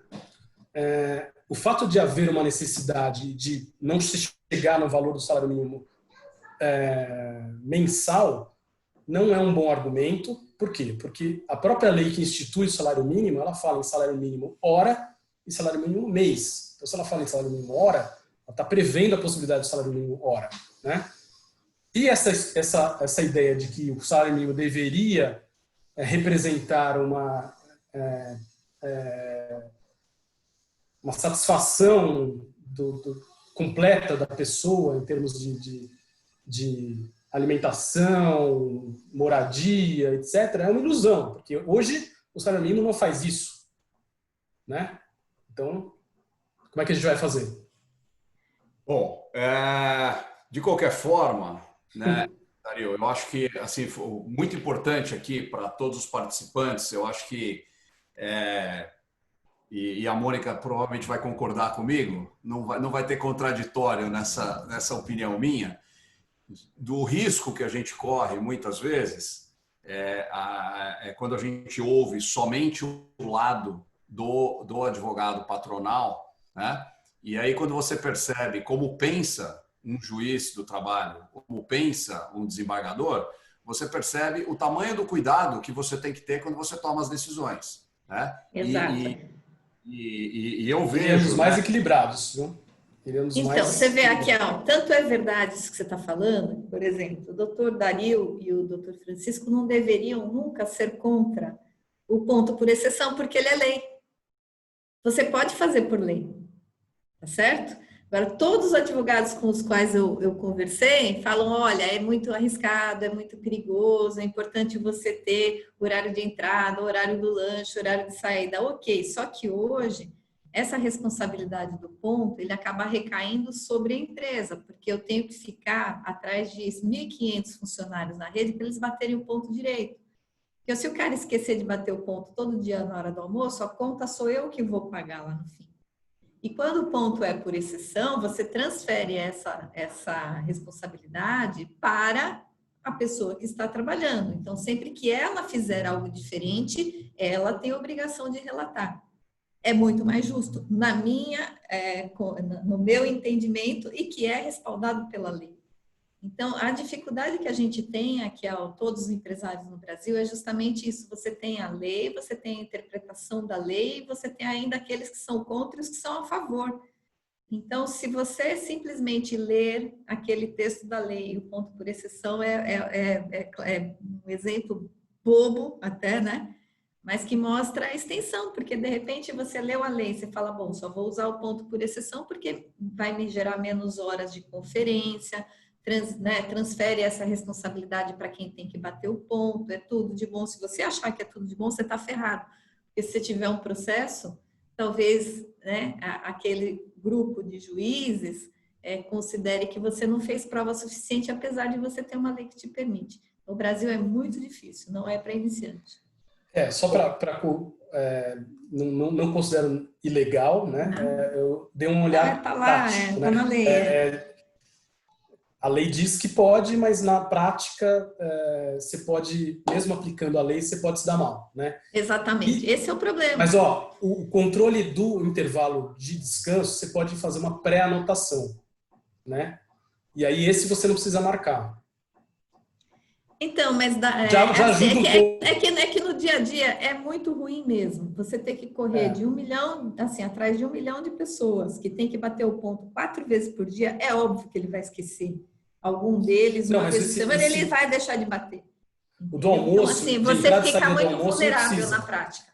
Na prática, a gente é vulnerável. E mesmo a lei ter permitido mudar, ainda você continua vulnerável. Esse é o ponto. Né? Mas assim, é muito comum você... A do almoço, de entrada e saída do almoço, você não precisa fazer essa marcação. Essa é bem aceita na prática. Não, né? Não, porque a gente já teve problemas, inclusive, nesse aspecto. Você paga depois. Aí depende de prova, né? Exato. Mas aí você vai ter esse problema. Você vai ter esse problema em qualquer situação. Quer dizer, quanto mais esquecido for, né, na hora de bater o almoço, mais dinheiro o cara ganha depois. Ou seja, tem pano para manga aí. Tem pano para manga, tem. Infelizmente, né? Porque a gente, muitas vezes, seguindo a lei, né, a gente acaba sendo vulnerável realmente. Então, é importante a gente conversar com as pessoas além de ler, né, se informar, porque existem vertentes diferentes, existem opiniões diferentes, né, sobre o tema. Pessoal, a gente está aqui já se aproximando do final, mas para a gente poder atender aí, tem muita gente querendo ainda saber, né, sobre layoff, sobre a MP, sobre a questão da estabilidade. Então, Moniquinha, se você puder objetivamente, né, considerando que a gente já está estourado no nosso tempo, dizer como é que no entendimento da Companhia Atlética, da CAD, né, no seu entendimento como representante do setor, as questões relativas às regras do layoff e da medida provisória, eu não sei se dá para ser assim totalmente objetivo, mas assim o máximo que você conseguir para a gente já ir para a reta final, e aí depois eu peço para o Dr. Dario comentar, né, aquilo que você colocou, e a gente se despede, pode ser? Pode ser. Então, olha só, bem resumido, tá? Para que você vai usar o layoff? Você vai usar o layoff se você estiver fechado, lógico, porque você não se aplica a redução de jornada, né? Então, e você nem vai ter talvez o dinheiro para pagar daqui a um mês, quando terminar essa redução de jornada, também só vai sobrar a opção do layoff. Você pode fazer esse layoff para todo o seu time ou para uma parte do seu time. Então, se você prevê que quando você reabrir, né, você vai precisar somente de 30% ou 40% dos seus profissionais, porque ainda haverá restrições, então você pode pensar, por exemplo, em colocar metade do time em layoff, ou 60% ou 40%. Então, você não precisa fazer o layoff para todo mundo. E se você considerar que a gente vai ter um ano muito atípico, né? Provavelmente até o final do ano ainda é possível que haja essa questão de abre, fecha, enfim. Se você tiver uma parte da equipe de layoff agora, o layoff ele pode acontecer de 1 a 3 meses. Então, quando terminar esses 3 meses, esse pessoal que está trabalhando hoje, você pode colocar em layoff lá na frente. Então, hoje é uma das maneiras que você teria para poder fazer uma gestão mais econômica da sua folha, dos seus recursos pelos próximos meses. Para você conseguir fazer o layoff, você precisa de um acordo ou convenção coletiva. Em alguns estados já tem a convenção coletiva, a convenção é aquela que abrange todas as academias, o acordo é só para a sua empresa. Esse acordo ou convenção tem que ser registrado num sistema que eles chamam de mediador, normalmente é o sindicato que faz isso. Depois disso, você tem que propor o layoff para todos os funcionários que você deseja colocar em layoff, eles têm que te dar um aceite por escrito. Você junta toda essa documentação do aceite dos funcionários, junto com o registro no sistema mediador e a convenção coletiva, encaminha para a Secretaria do Trabalho, e eles pagam uma bolsa qualificação, que é um valor correspondente ao seguro-desemprego para todos os funcionários. Tá? A contrapartida dos colaboradores é que eles têm que fazer um curso de qualificação profissional com 60 horas de duração por mês. Para cada mês de layoff, eles têm que fazer 60 horas de curso. O período mínimo que esse funcionário fica em layoff é 30 dias. Se você retornar antes, né, se você tirar essa pessoa do layoff antes, você que paga, a sua empresa que paga aquele salário daquele mês. Tá? Ainda sobre o curso de qualificação, é importante que o funcionário tenha 75% de presença no mínimo. Então, das 60 horas, ele tem que fazer pelo menos 45. No futuro, se você for fiscalizado ou mesmo o seu colaborador, vocês terão que comprovar essa frequência de 75%. Então, se você vai contratar cursos online, tem cursos gratuitos que você encontra, enfim, essa é a providência importante. Vocês precisam verificar se existe um controle da frequência, não basta o certificado. Porque lá na frente, se você não conseguir comprovar que a pessoa realmente frequentou o curso, talvez você tenha que pagar todo esse dinheiro de volta. Então, procure plataformas que tenham essa comprovação da frequência. Tá? Na ACAD Brasil, para ajudar a resolver essa questão dos cursos de qualificação, nós encontramos um fornecedor, é a plataforma ASAP, e contamos com vários parceiros, inclusive o Aquial nos ajudou aí com vários conteúdos. Aquial não, né? A W12. A Evo, Aquial, nossa, nós tivemos 20 parceiros, gente, porque nós tivemos que carregar 180 horas de treinamento em uma semana, 10 dias. Então, imagina correr atrás de conteúdo para tudo isso. E as horas de upload que foram necessárias. Foi assim uma maratona. Eu, o Dudu Neto e o Saturno correndo atrás de organizar tudo isso e conseguimos graças aos nossos parceiros. Então, todos esses conteúdos estão subindo nessa plataforma da ACAD e a ACAD disponibiliza esse treinamento só pelo custo da ferramenta mesmo, é R$ 1,50 por pessoa, para você poder fazer com que os seus colaboradores cursem essa plataforma lá da ACAD. Então, se vocês entrarem no site da ACAD Brasil, tem toda a orientação referente ao coronavírus, ao layoff, negociações de aluguel, enfim, todo o kit que você vai precisar de comunicação visual do Covid, tem tudo lá. Então, a dica para vocês encontrarem esses materiais, né, e tudo isso que eu falei muito rápido, está bem descrito lá, é entrar no acadbrasil.com.br e baixar esses materiais. E também a Andréa está lá, que né, trabalha lá na ACAD, pode também ajudar vocês com dúvidas, enfim. E é isso, a gente tem aí que ter muita perseverança, muita resiliência nessa época, né? A gente está trabalhando o dobro para conseguir realmente dar conta de manter o time, manter tudo funcionando, operando, né? A manutenção das academias também não é fácil. Mas uma hora isso vai passar, né? A gente tem que respirar fundo e tocar em frente. Mais ou menos por aí. Moniquinha. Dario, comentários em cima da questão do layoff, coisas que talvez tenham faltado aí ainda? Eu acho que não tenho nada a acrescentar aqui em relação ao layoff do que a Mônica muito bem falou, né? Eu acho que, pensando de forma geral, né, além toda essa nossa discussão a respeito do que fazer, de como fazer para se manter durante esse período difícil, né, e complicado, a gente tem essas alternativas que a lei está tentando nos fornecer, mas eu já acho que a gente deveria, e aí esse é o ponto que eu queria acrescentar para as minhas considerações finais, começar a pensar em como implementar a retomada, né? Porque já está tendo essas autorizações para se retomar a atividade e você tem que estar preparado para fazer isso de uma forma organizada, né? Você tem que ter um plano para fazer isso, para você atender, inclusive, todas as restrições que vão ser colocadas nessa retomada da atividade. E é importante que se faça direito, porque a retomada significa também a retomada da receita, né? Se espera, né? Quanto mais organizado você tiver, quanto mais segurança você der para os seus consumidores, para os clientes, mais gente vai se animar e você vai conseguir ter essa retomada aí, seja com aulas privadas ou com aulas coletivas, né? Então, eu queria dar essas minhas considerações finais, agradecer muito aí a oportunidade aí, me colocar à disposição para um outro evento para a gente complementar tudo o que faltou. Quer dizer, esse é quase um assunto infinito, né?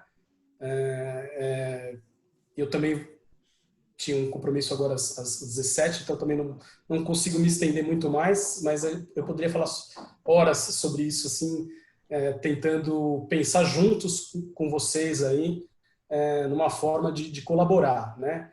Porque a gente sofre junto, né? A gente está sempre querendo ajudar, embora a gente sempre coloque muitos empecilhos. O advogado é aquela pessoa que você quer que uma coisa não dê certo, você procura o advogado, né? Mas a ideia central é tentar ajudar para que seja uma atividade perene, né? Não passageira. E acaba. Essa situação acaba, ela tem fim. Não teve nenhuma pandemia, em nenhuma época, em nenhum planeta que não começou, teve o pico e teve o fim. O nosso não vai ser diferente. Você está no mudo aqui, ó. Aqui, ó. Aqui, ó, você está mudo. Tá mudo, meu, tá mudo. Tá. Aí. Então, rapidamente, Dario, antes de eu encerrar aqui a nossa conversa, o regime de layoff gera estabilidade de emprego por algum período?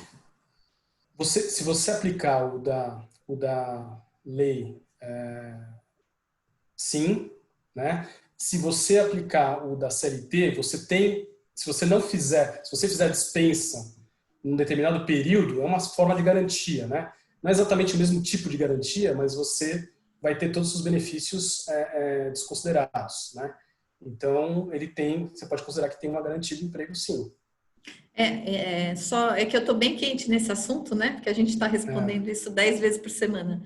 Na MP 936, para cada mês que a pessoa usa a MP, tem um mês de estabilidade. Um mês a mais entra em depois. layoff, você pode ficar até 3 meses em layoff, e aí você tem um mês de estabilidade. E se você for demitido nos 3 próximos meses do layoff, também você tem um mês de estabilidade. Essa é a regra. Ok. Muito bom. Ótimo. Pessoal, queria de novo aqui, né, agradecer imensamente ao Randall, que nos indicou os convidados, né? Ao Dr. Dario, pelo tempo que dedicou aqui a todos nós, a minha amiga Mônica Marques, a minha amiga que a gente se chama de sócio até hoje, porque a gente ia ser sócio numa academia lá na Zona Norte. Verdade, nunca fomos, né? Mas ficou o título até hoje, né, sócio? Nos chamando de sócio desde aquela época, né? E ao Dr. Francisco, que já se despediu.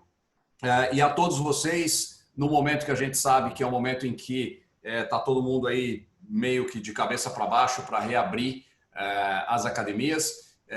Se vocês puderem compartilhar também com amigos, essa live foi gravada, né, inteiramente, então quem não assistiu ao vivo vai poder assistir, vocês também vão poder assistir novamente, se quiserem, né, ou compartilhar com outras pessoas.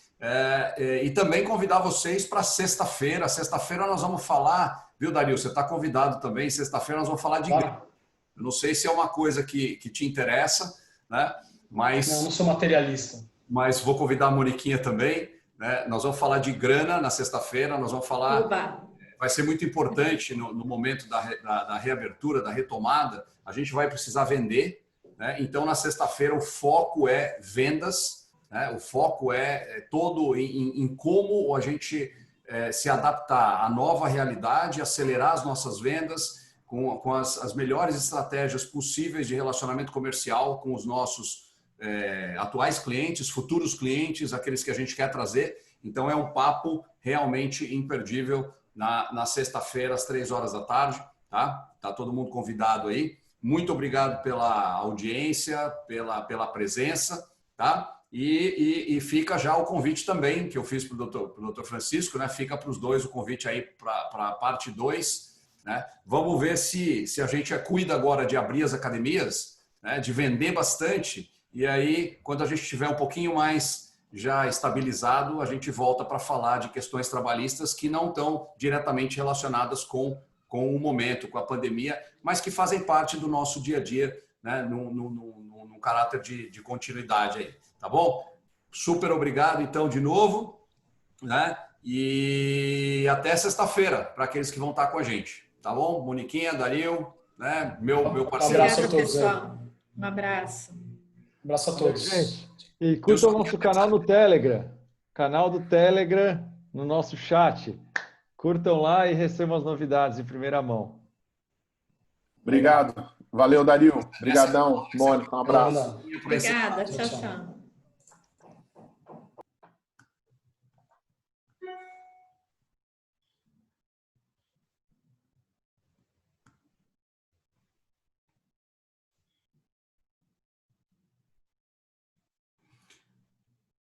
O chat está salvo.